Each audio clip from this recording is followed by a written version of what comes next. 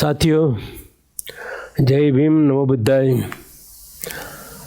આજે આપણે ફરીવાર મળી રહ્યા છીએ એક નવા એપિસોડ સાથે. આંબેડકર દર્શન યુટ્યુબ ચેનલ આપ સૌનું હાર્દિક સ્વાગત કરે છે. આજે આપણે ગયા એપિસોડથી આગળ વધીએ તો જે ચાંગદેવ ભવાનરાવ ખેરમોડે એમને બાબા સાહેબ પર 12 વોલ્યુમ લખ્યા છે. 8 વોલ્યુમ આપણે પૂર્ણ કર્યા છે. આજે 9મું વોલ્યુમ શરૂ થાય છે. એટલે ચાંગદેવ ભવાનરાવ ખેરમોડે એમણે બાબા સાહેબ પર જે 12 વોલ્યુમ લખ્યા છે, બાબા સાહેબની નાની નાની વાતો, બાબા સાહેબના પત્રો, નાની ચબરખીઓ, બધું જ આ એમના 12 વોલ્યુમમાં લીધું છે. આજે આપણે આગળના એપિસોડમાં જઈએ તો આ જોવા જઈએ આપણે તો બાબા સાહેબે શિડ્યુલ કાસ્ટ ફેડરેશન નામનો રાજકીય પક્ષ બનાવ્યો, all India schedule cast federation. ગઈ વખતે એ દક્ષિણ ભારતના પ્રવાસે ગયા અને ત્યાં શિડ્યુલ કાસ્ટ ફેડરેશનનો પ્રચાર પ્રસાર પણ કર્યો અને પોતાની વાતો પણ કરી, સમાજ વિશે વાતો બધી કરી છે. આ વખતે મુંબઈની અંદર પ્રાથમિક ચૂંટણીઓ થઈ 3/1/1945. આ ચૂંટણીમાં મતદાન પતી ગયા પછી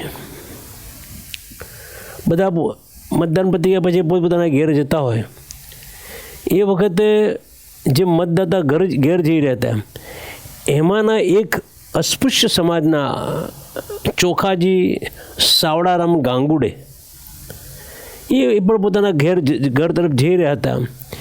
એ વખતે કોંગ્રેસી કાર્યકર્તાઓએ એમને ચપ્પાના ઘા મારી એમનું ખૂન કર્યું. કોનું? ચોખાજી સાવડારામ ગાંગુડે. શું કારણ હતું કોઈને ખબર નહીં, પણ બધી મતદાતાઓ ઘર તરફ જઈ રહી હતી, એમાંના એક અસ્પૃશ્ય સમાજના ચોખાજી સાવડારામ ગાંગુડે એમનું ખૂન થયું એટલે ધમાલ મચી ગઈ. ચારે બાજુ પબ્લિકના ટોળા વળી ગયા. લોકોને ખબર પડી કે ભાઈ અસ્પૃશ્ય સમાજનો ચોખાજી છે. એટલે પણ પછી પણ અસ્પૃશ્ય લોકો, દલિત સમાજના લોકો ભેગા થઈ ગયા. હજારોની સંખ્યામાં લોકો ભેગા થઈ ગયા અને એની સ્મશાન યાત્રા નીકળી. સ્મશાન યાત્રામાં હજારો લોકો સામેલ થયા. ખૂન થયું હતું, પોલીસ આવી ગઈ હતી, બધી પ્રોસિજર પતી ગઈ. પોલીસના હજારોની સંખ્યા બધી ભેગી થઈ હતી. પછી એમની સ્મશાન યાત્રા નીકળી. સ્મશાન યાત્રાની અંદર પણ અસ્પૃશ્ય સમાજના, દલિત સમાજના લોકો ઝાલ્યા રહે નહીં ને, કે કોઈ પણ કારણ વગર કોઈનું ખૂન થઈ જાય તો, અને અસ્પૃશ્ય સમાજના ચૂંટણી મતદાતાઓ ઘર તરફ જઈ રીતે ત્યારે તો એમને પણ નારા બોલાવ્યા પોલીસની વિરુદ્ધમાં, સરકારની વિરુદ્ધમાં. બ્રિટિશ સરકાર, કોંગ્રેસના કાર્યકર્તાઓએ ખૂન કરેલો કોંગ્રેસની વિરુદ્ધમાં નારા બોલાવ્યા. એટલે પોલીસોએ શું કર્યું? લાઠીચાર્જ કર્યો. અને લાઠીચાર્જમાં 3000 લોકો ઘાયલ થયા. 3000 લોકો. અને એમાં 10 તો ગંભીર ઘાયલ થયા કે જેમને દાખલ કરવો પડે હોસ્પિટલમાં. વિચાર કરો કે બાબા સાહેબે આ ઘટનાની સખત એમનો વિરોધ કર્યો. હવે બાબા સાહેબે પણ પોતાની વાત રજૂ કરી કે ભાઈ આ રીતે તમે જે મતદાતાઓ છે એનું ખૂન કરો છો, કેમ ચાલી શકે? એટલે બાબા સાહેબ જબરદસ્ત વિરોધ કર્યો. હવે આ ઘટના તો બની ગઈ, 3000 લોકોને વાગ્યું ને 10ને દાખલ કર્યા ને એ પછી બાબા સાહેબે જોયું ચૂંટણીનું પરિણામ આવ્યા. ચૂંટણીના પરિણામમાં મુંબઈમાંથી એક પણ શિડ્યુલ કાસ્ટ ફેડરેશનનો વ્યક્તિ જીત્યો નહીં. શિડ્યુલ કાસ્ટ ફેડરેશનનો એક વ્યક્તિ જીત્યો નહીં. ઇવન આખા ભારતમાંથી શિડ્યુલ કાસ્ટ ફેડરેશનના કોઈ ઉમેદવાર જીત્યા નહીં. ખાલી બંગાળના મદ્રાસમાં 1-2 જણા જીત્યા. સમાજની અંદર એક નિરાશા વ્યાપી ગઈ કે આટલી બધી મહેનત કરી શેડ્યુલ કાસ્ટ ફેડરેશને, બાબા સાહેબે, છતાં કંઈક ઉમેદવાર જીતા નહીં. 1945ની વાત કરું છું. 3 જાન્યુઆરીમાં ચૂંટણી થઈ એની વાત કરું છું. તો બાબા સાહેબે બહુ મનોમંથન કર્યું, ચિંતન કર્યું અને પછી વિચાર્યું કે હવે આ લોકોને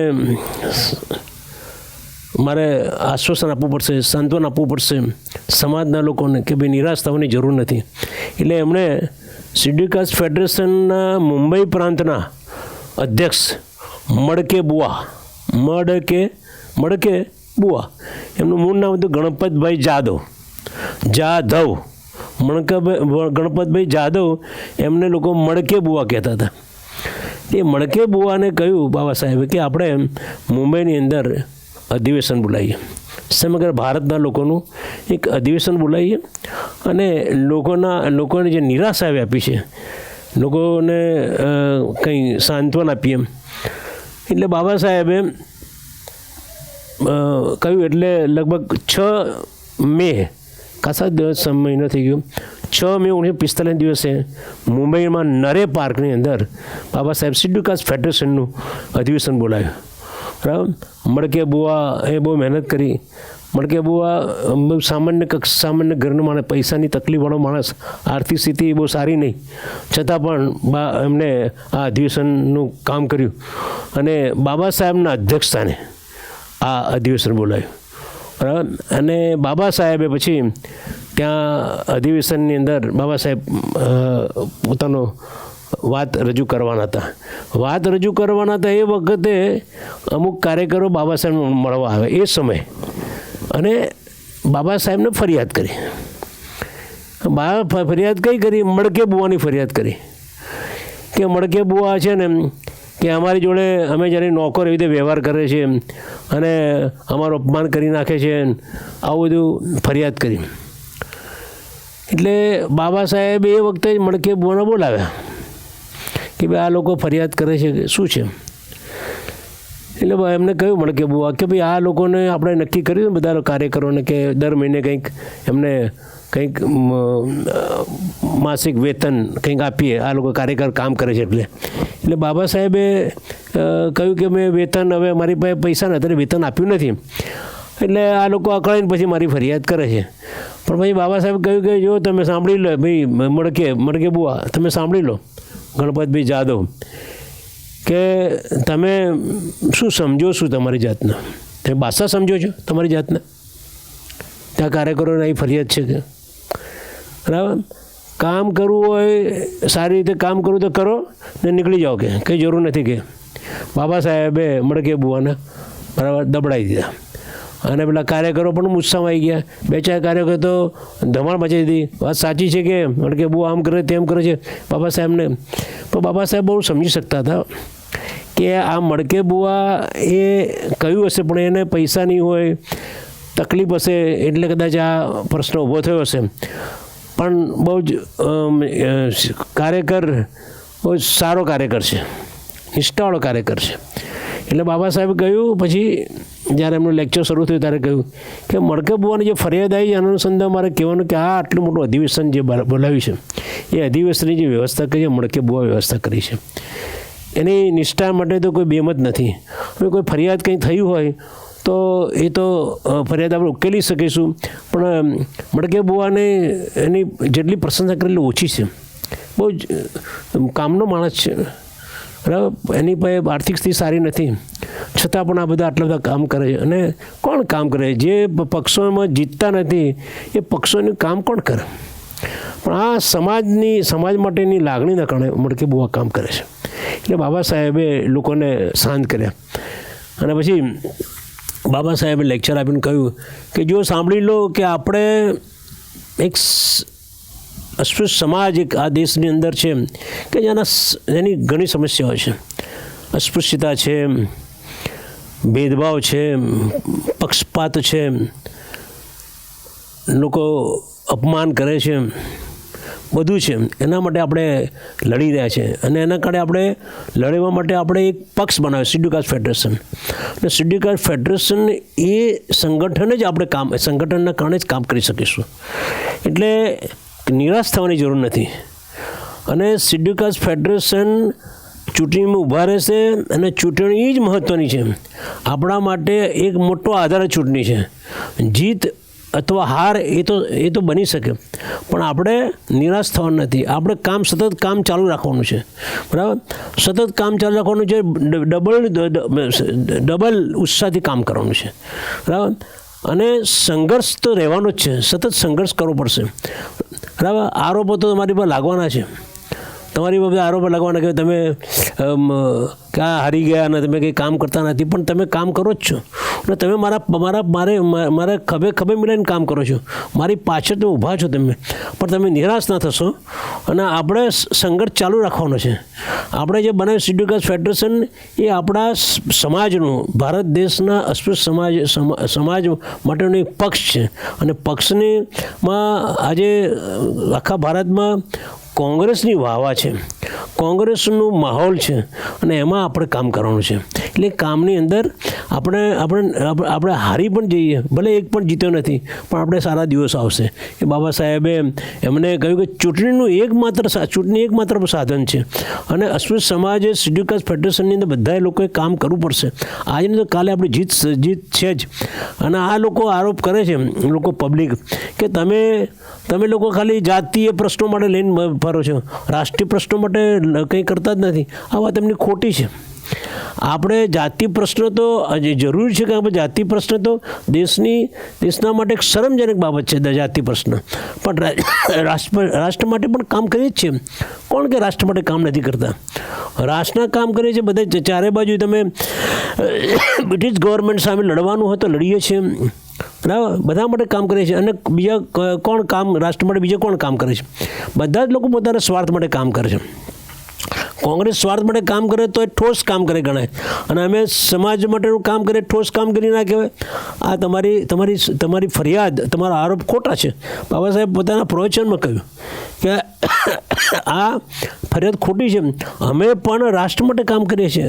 અને આ અસ્પૃશ્યતા નાબૂદ થઈ જાય એ રાષ્ટ્રનું જ કામ છે. એ બાબા સાહેબે બહુ જબરજસ્ત મને લેક્ચરમાં કહ્યું. બરાબર. 6.45 લેક્ચરની અંદર. અને આ લેક્ચર એવું જબરજસ્ત લેક્ચર એમને આપ્યું. બહુ લાંબુ લેક્ચર છે, પણ આપણે એમના મહત્ત્વના મુદ્દાઓ જ કહીએ છીએ. એટલે બાબા સાહેબે લેક્ચર આપ્યા પછી બાબા સાહેબે આ જે લેક્ચર હતું એની પુસ્તિકા બનાવી બાબા સાહેબ.